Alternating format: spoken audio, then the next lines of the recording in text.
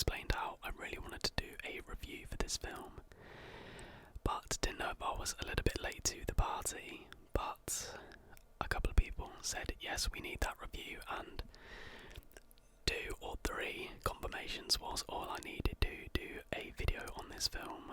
Being a massive MCU fan, I've just got to make a video about this film. How can I not? As it's possibly one of the most iconic films ever, / definitely of recent times at least. So, of course, the film is Spider-Man No Way Home. I don't really know why I withheld the name like it was some big secret. But, yeah, essentially, how this review is I'm gonna structure it, and I'm gonna leave, like, the timestamps down below. So if you do happen to fall asleep at any point, you can find your place, but also you can navigate to certain parts at your own choosing, basically. But I'm going to give my overall thoughts, and then I'm going to give it a little bit of a score in terms of plot and pacing, characters, the acting, and then score and soundtrack. Then, once I've given it an overall rating out of 10, I'm going to talk about how it compares to other films in the MCU, where it comes in my sort of rankings kind of thing. And then we'll finish with a more spoiler-heavy ramble about my experience and my general thoughts about the film. I'll try and keep spoilers to a minimum throughout, but let's be completely honest, if you haven't seen the film yet, firstly, what are you doing? But yeah, secondly, I think if you were going to have seen it, you'd have seen it by now, if you know what I mean. But yeah, I'll try and keep spoilers to a minimum anyway, but I feel like when you review any kind of movie anyway, you don't really have to give away spoilers, because you can talk generally about things like we're going to, like plot and characters, acting, etc. But I think that's enough of an introduction. Let's get into my review of Spider-Man No Way Home. So, let's be completely honest. This film was incredible. It was simply incredible. I went and watched it on the day it came out, and then I went and watched it 2 days later again, and I intend on seeing it a third time in the next week. But I've just been so busy the last couple of weeks, I haven't really been able to go and see it again. But yeah, there's not too much in terms of general thoughts. This film is just incredible. Evidently, there was a lot of hype and anticipation, so many theories getting thrown about, especially on TikTok.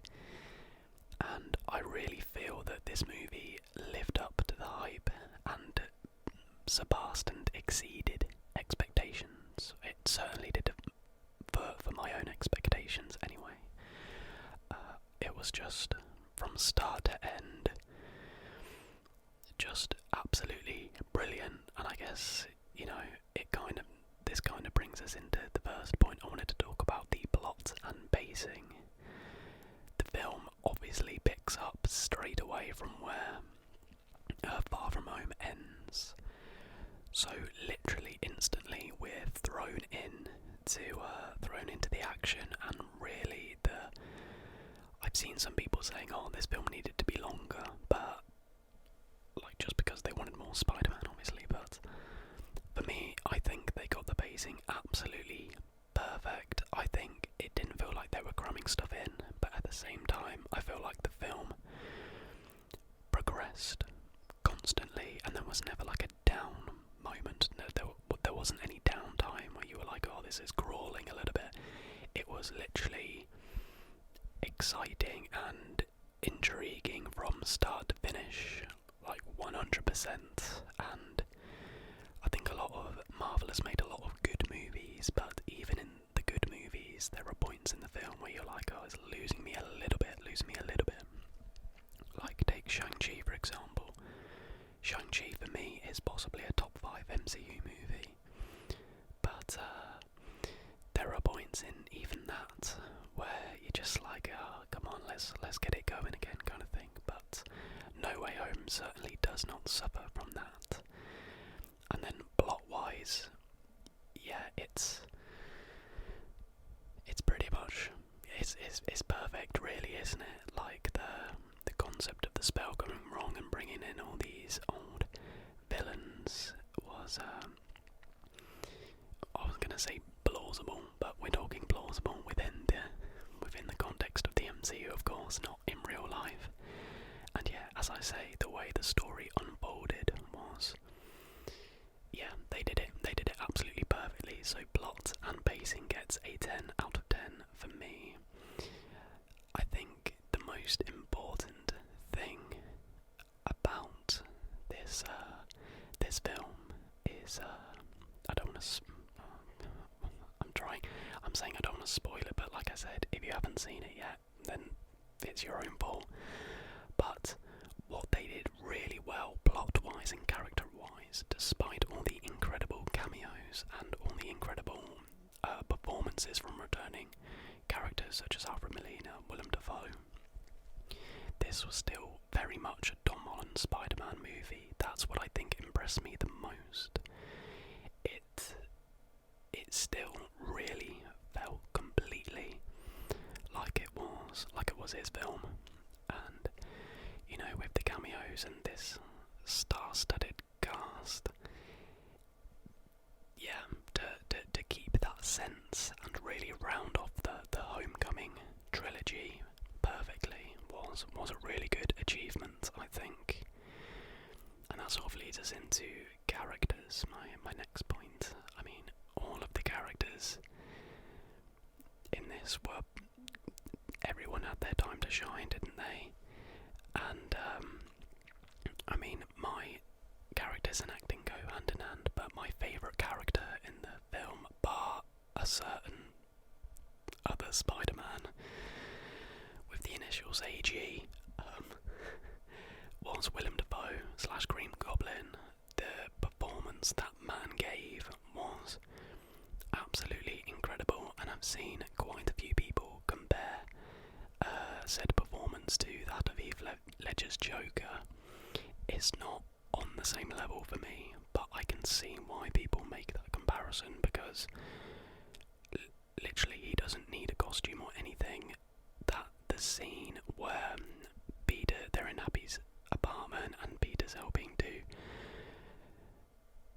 help their problems, and he senses that, you know, the goblin's taken over, Norman Osborn's gone. The dialogue that Willem Dafoe delivers there is just absolutely fantastic and so chilling. For me, I think he really stole the show. But I say that Tom Holland gives such an incredible performance in this movie. Obviously, he goes through some trauma, to say the least, in the middle of the film and right at the end. But the scene where he is stood in front of that big screen with the J. Jonah Jameson reporting is one of the most beautiful shots in the MCU, with the rain pouring down. And yeah, Tom Holland, he's just an incredible actor, but he really nailed this, and I think he, along with the plot and everything, really sold and truly showed the audience what it truly means to be Peter Parker and what it means to be Spider-Man. Ultimately, he makes an ultimate sacrifice at the end, which is something that Peter Parker / Spider-Man would do. So yeah, he gave a great performance, and even all the characters, like, it was great to see Lizard back, and Jamie Foxx's Elektra was brilliant. And even though we saw his return confirmed in the first trailer,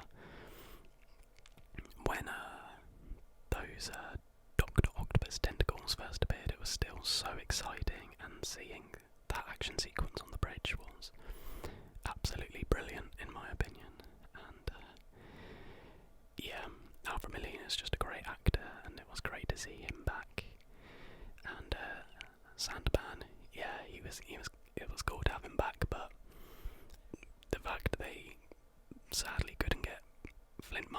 himself physically into the film was a bit of a shame in my opinion, but it was great. And my criticism of the previous two, Homecoming and Far From Home, was too many of the side characters are too annoying. This film, they're nowhere to be seen. They're in it for a little bit at the beginning, like Flash and Betty, etc. But then we don't see them again, so that probably adds to why this film is so good, in my opinion. They couldn't physically put them in, but they cut out the annoying side characters, which I think hindered the first two movies, made them a bit kiddish. This film is definitely a lot darker, and it's the first time, I know Peter had to deal with the death of Tony Stark, who was like this father figure, but this film, Peter really goes through it, doesn't he?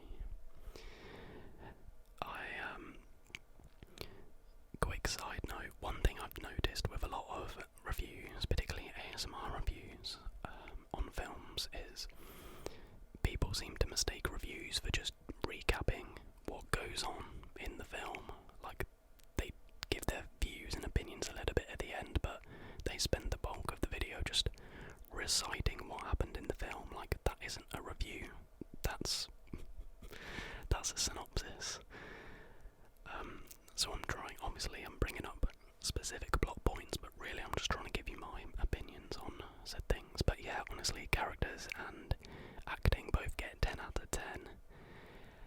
And then music and score, I won't go on too much about this, but music is score and soundtrack, I should say, is a really important, it's probably one of, if not the most important thing in a film for me. And I know that might seem crazy, but I really feel like a good score and soundtrack can just completely elevate an average movie kind of thing.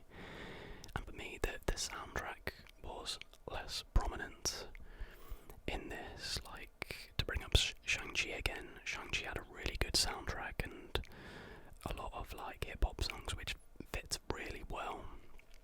But what I loved about this film was the score.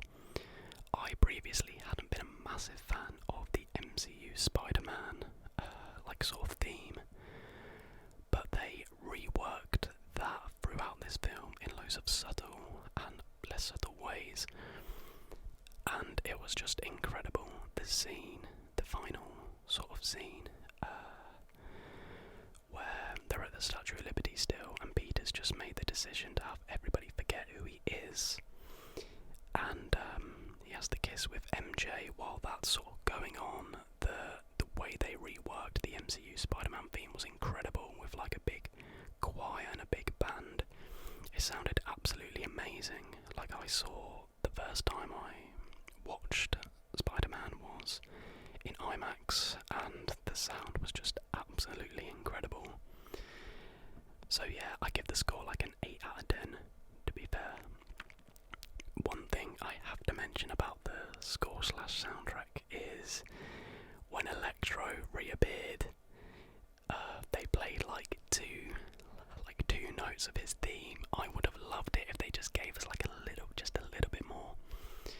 Because one thing I find so sort of funny now is everyone's sort of coming around like, oh, maybe the TASM films aren't too bad, and because we're deep enough into the video now, because Andrew's in it and gives an absolutely incredible performance as the sort of cool, jokey Spider-Man. I think everyone's suddenly like, oh, maybe his films weren't so bad, and I'm just here like, I've loved them the whole time. But hey, if it means more people appreciate Andrew Garfield, then that can't. Yeah, so overall score for the film, I have to give it a 10 out of 10.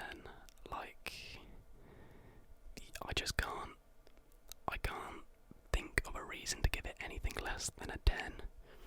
Because if you even think about rewatchability, I can't see myself getting tired of watching this film. But even though I've given it a 10 out of 10, this brings me on to where it sort of fits in with my MCU rankings. There's a TikTok account called Straw Hat Goofy, and he summed it up perfectly. he said that this film recontextualizes the first two films and makes them better, so Homecoming and Far From Home. And I couldn't have put it better myself. Like, this film really ends the Homecoming trilogy and shows a true progression from Homecoming to No Way Home of Tom Holland's Peter Parker. It's a real coming-of-age trilogy as opposed to a coming-of-age single film, and I do love that. Is it my number one MCU film? It's definitely the best Spider-Man film, but for me, it comes in third in my MCU rankings. For me, behind Thor Ragnarok and Infinity War. For some reason, Thor Ragnarok just it's gonna take some doing to beat. I don't know if it will ever be beaten. I've watched that film so many times and it still makes me laugh, and the music, the soundtrack in that is just perfect, and the effects and the pacing of it, I just love that film. And then Infinity War, I don't think there will ever be a more beautiful MCU movie than Infinity War. Like, the cinematography in that film are just levels above anything else in the MCU. No Way Home was incredible, and obviously the nostalgia plays a massive part in that, but it's definitely top 3. But for me, it just doesn't surpass Infinity War, and then my absolute favourite, Ragnarok. But yeah, that's how I think it fits in the MCU. Dear listeners, let me know what you think down below. Is it your favourite MCU movie? I think it's important for people not to be too blinded by nostalgia, but I said to my brother after the second time of watching it, if you take out the nostalgic cameos of the Spider-Man, of course, because without the villains there's no plot, this would still be a top MCU movie. Speaking of which, let's go into the more heavy spoilers, even though I've already given away most of it, but Ramble talk about my sort of experiences with this film. Now, I'm not ashamed to admit this in the slightest, but from the moment Aunt May died to the end of the film, I literally don't think I stopped crying, because Aunt May died, and obviously I'm crying a bit of sadness, and then the next scene is Andrew coming out of a portal, and I just burst into tears again, like out of happiness, because he is just my absolute favourite by a country mile. And I mean, he's one of my favourite actors, but for me, he's just the best Spider-Man. And when Ned opened that portal, I clocked the ice straight away, and I literally grabbed my brother. And there were a lot of sort of leaks and rumours and stuff, but still to have that confirmed was just incredible. And it was the first time that I've been in a cinema in the UK where people have clapped and cheered. I think the one for Andrew I may have started, because I'm pretty sure I screamed "let's go," like I never usually even say that, and I was just clapping through my tear-filled eyes and drenched face. But it was awesome. And then Toby comes out as well. Honestly, so cool to see him. I loved the dynamic between the 3 Spider-Men was something they got so right.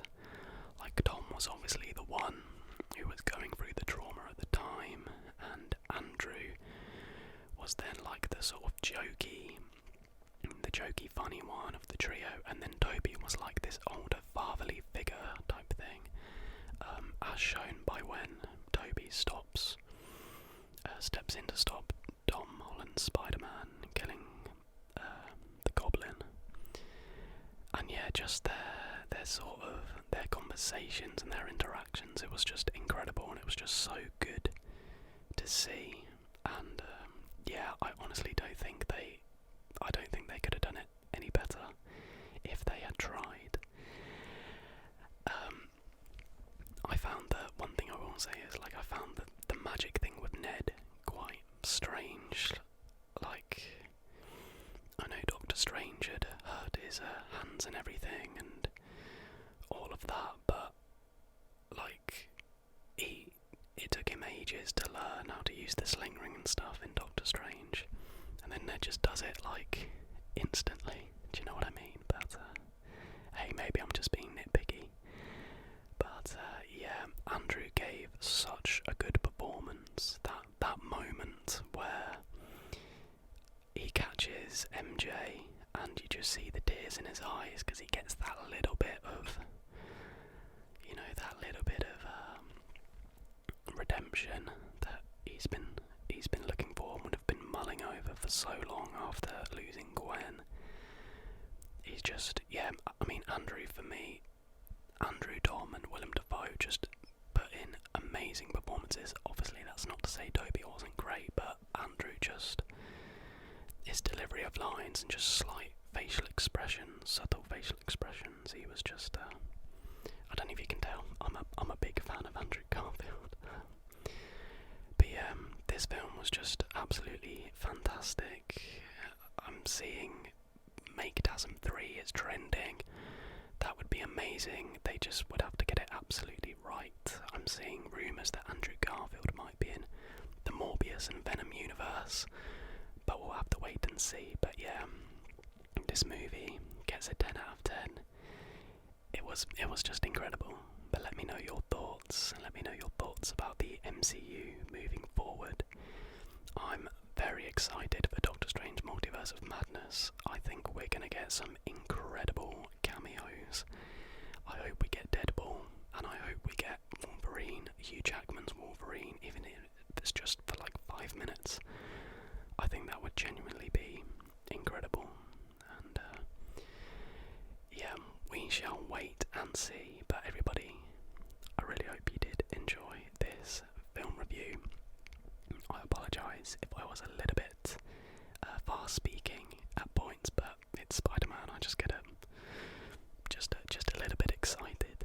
But yeah, if you did enjoy this video, please do leave a like, leave a comment down below if film reviews are something you want to see more of. It's definitely something I want to bring to the channel, as it's something I'm very much interested in. And subscribe if you are new. And until the next